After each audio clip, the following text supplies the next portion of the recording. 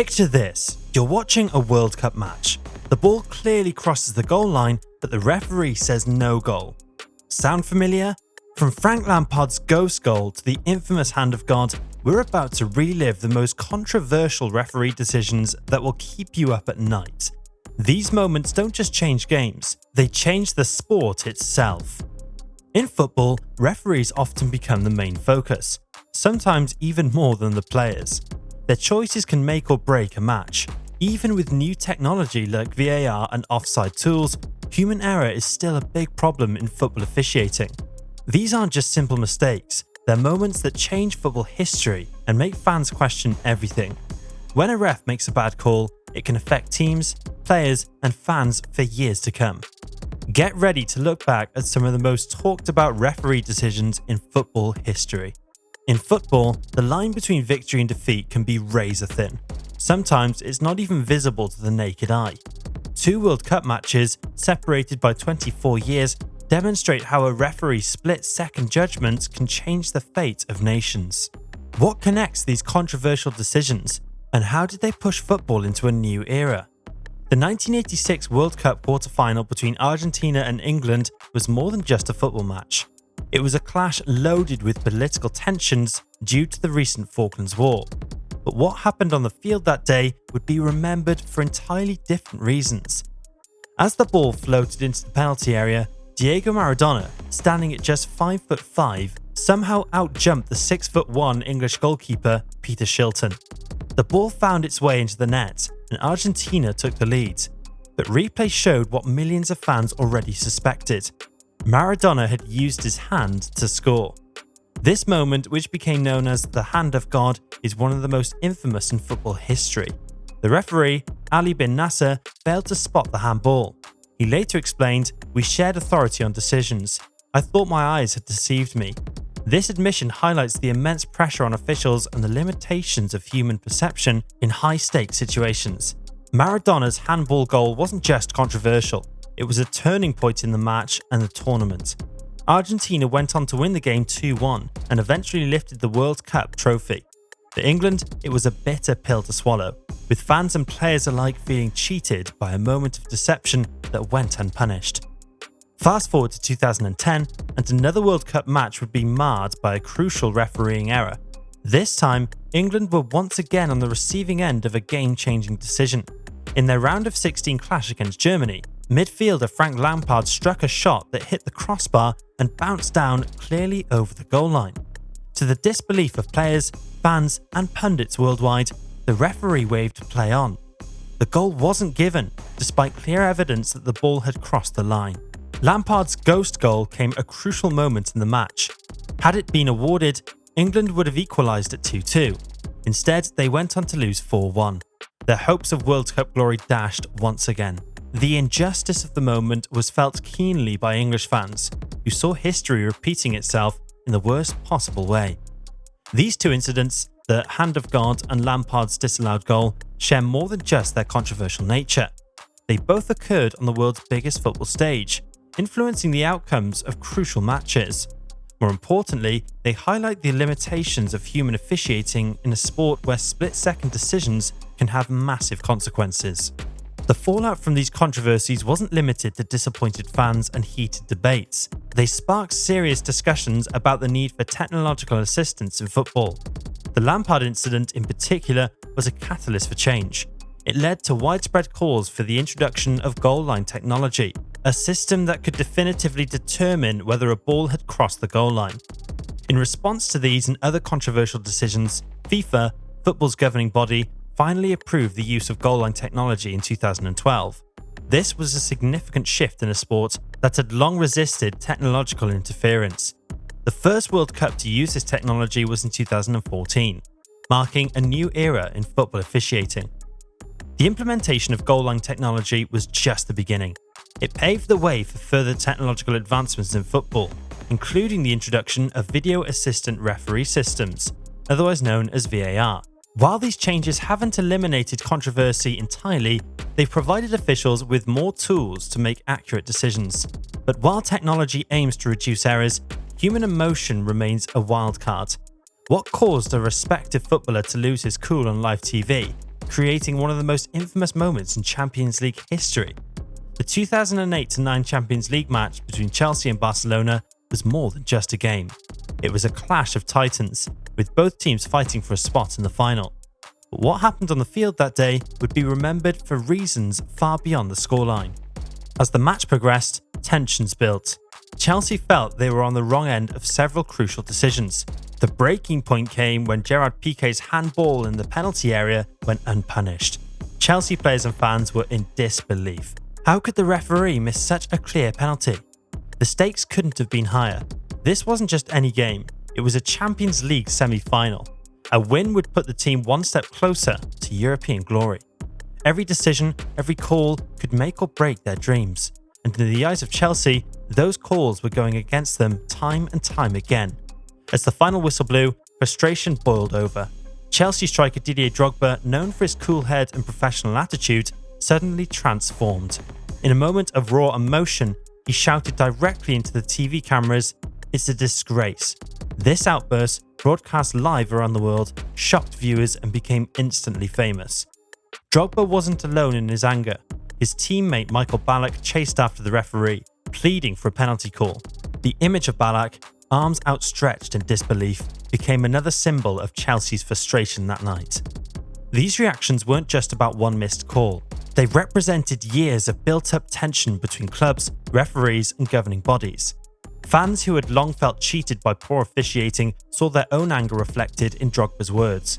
His outburst became a rallying cry for those who believed the beautiful game was being ruined by human error. The aftermath of the match was intense. Referee Tom Henning Øvrebø faced heavy criticism for his performance. Years later, he admitted, "It was not my best day really." This understatement highlighted the immense pressure referees face in high-stakes matches. For Chelsea fans, the match became a symbol of injustice. They saw it as proof that even at the highest level of the sport, crucial mistakes could go unchecked. The incident added fuel to ongoing debates about the need for video technology in football. But beyond the technical discussions, Drogba's outburst tapped into something deeper. It gave voice to the raw emotions fans experience during crucial matches. When he shouted into that camera, he wasn't just speaking for himself or his team. He was channeling the frustration of millions of fans who had ever felt cheated by a bad call. This moment became part of football folklore. It showed how a single match, a single decision, could spark a firestorm of emotion and debate. The incident highlighted the thin line between passion and anger in football, and how quickly things can boil over when the stakes are high. But while emotions can run high during crucial matches for players, referees are expected to remain calm and make accurate calls. Yet, in one infamous game, a referee's confusion led to a case of mistaken identity that would go down in Premier League history. What happens when the man in charge can't tell two players apart? On March 22, 2014, Arsenal manager Arsene Wenger was set to celebrate his 1,000th game in charge. It was a big day for the long-serving coach, but things quickly went wrong. In a match against Chelsea, a strange incident occurred that would overshadow Wenger's milestone. Early in the game, Chelsea's Eden Hazard took a shot on goal. Arsenal's Alex Oxlade-Chamberlain, trying to stop the ball, reached out with his hand. It was a clear handball, and everyone expected the referee to point to the penalty spot and show a red card to Oxlade-Chamberlain. But what happened next left everyone confused. Referee Andre Mariner blew his whistle and pulled out the red card. However, instead of showing it to Oxlade-Chamberlain, he sent off Kieran Gibbs. The Arsenal players were shocked. Even Oxlade-Chamberlain tried to tell the referee that he was the one who had committed the foul, not Gibbs. Despite the players' protests, Mariner stuck to his decision. Gibbs, who had nothing to do with the handball, was forced to leave the field. Meanwhile, Oxlade-Chamberlain, the actual offender, remained on the pitch. It was a mistake that seemed almost unbelievable at the highest level of English football. The incident quickly became the talk of the football world. Fans, pundits, and even casual observers couldn't understand how such a mix-up could happen. Gibbs and Oxlade-Chamberlain don't look alike, and their jersey numbers are different. Yet somehow, in the heat of the moment, the referee had confused the two. This error had a big impact on the game. Arsenal, already trailing, now had to play with only 10 men. The team's morale took a hit, and they ended up losing the match 6-0. What should have been a day of celebration for Wenger turned into a nightmare. After the game, Mariner publicly apologised for his mistake. He admitted that he had made an error in identifying the player. This admission, while honest, did little to comfort Arsenal fans or ease the criticism directed at the officiating team. The Gibbs-Oxlade-Chamberlain mix-up became more than just a funny story. It sparked serious discussions about the pressures faced by referees and the need for better support systems.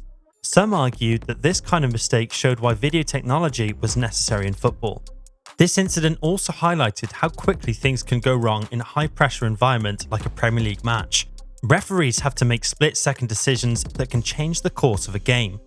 While human error can never be completely eliminated from sports, many felt that steps could be taken to reduce the chances of such obvious mistakes happening again.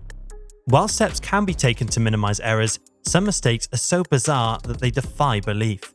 Picture this: a championship hangs in the balance, and the match official becomes an unwitting goalscorer.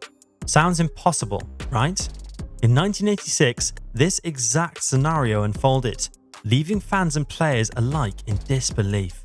In a Turkish league match between Ankaragücü and Besiktas, referee Ahmet Ake found himself at the centre of an unthinkable controversy. During the game, the ball deflected off Ake and went into the net. Instead of disallowing the goal, as he should have, Ake let it stand. This decision allowed Ankaragücü to win the match 1-0. But the impact of this single goal went far beyond just one game. At the end of the season, Besiktas finished just 1 point behind the champions Galatasaray. If Ake had correctly disallowed the goal, Besiktas would have won the title due to their better goal difference. With one mistaken call, the referee had inadvertently decided the outcome of the entire league championship. This incident highlights how even the most unlikely errors can have massive consequences in football. Ake's mistake wasn't just a simple missed call. It changed the course of Turkish football history. Fans of Besiktas were left wondering what could have been, all because of an accidental touch from the referee. But believe it or not, Ake's blunder isn't the only time a referee has accidentally become part of a game in a major way. In 2001, English referee Brian Saville took things a step further by actually scoring a goal himself during a match. Saville described the incident. "The ball came over from a corner. I chested it down and I just volleyed it into the net." Unlike Ake, Saville immediately realised his mistake and disallowed the goal. However, the damage was done. The football authorities weren't amused by Saville's unintentional moment of glory. He was suspended for 7 weeks as a result of his actions. These unusual events show us just how unpredictable football can be. They remind us that even the officials, who are supposed to be neutral observers, can accidentally become the stars of the show. While we often focus on player mistakes or tactical decisions, these incidents prove that sometimes the most memorable moments come from the most unexpected sources. The stories of Ake and Saville have become legendary. They're the kind of tales that get passed down from one generation of fans to the next, becoming funnier with each retelling. They show us that football isn't just about skill and strategy. It's also about those bizarre, almost unbelievable moments that no one could have predicted. These incidents also raise important questions about the role of referees in the game. How much impact should officials have on the outcome of a match? What happens when their mistakes have consequences that go far beyond a single game? We've seen how referee mistakes can alter championships, but their influence runs even deeper. These controversial calls don't just change results, they change us. How do these moments shape the very culture of football and the identity of its fans? The lasting impact of these decisions might surprise you. Controversial referee decisions create shared experiences that connect fans across generations. When a big call goes wrong, it becomes more than just a moment in a game. It turns into a story that gets passed down, discussed, and debated for years. These moments often become part of a team's identity. Fans might feel like their club was robbed of glory, or that they overcame unfair odds. This shared history strengthens the bonds between supporters and their teams. It gives fans something to rally around, even years after the event. Interestingly, these controversial decisions can drive progress in football. Many big mistakes have led to changes in rules or new technology. Goal line technology and VAR are direct results of high-profile errors. In this way, even the worst calls end up improving the sport in the long run. Complaining about referees has always been, and always will be, a big part of being a football fan. While refereeing mistakes can be frustrating, they're also part of what makes football exciting. In a world of instant replays and VAR, it's the human moments, for better or for worse, that keep us talking about football long after the final whistle.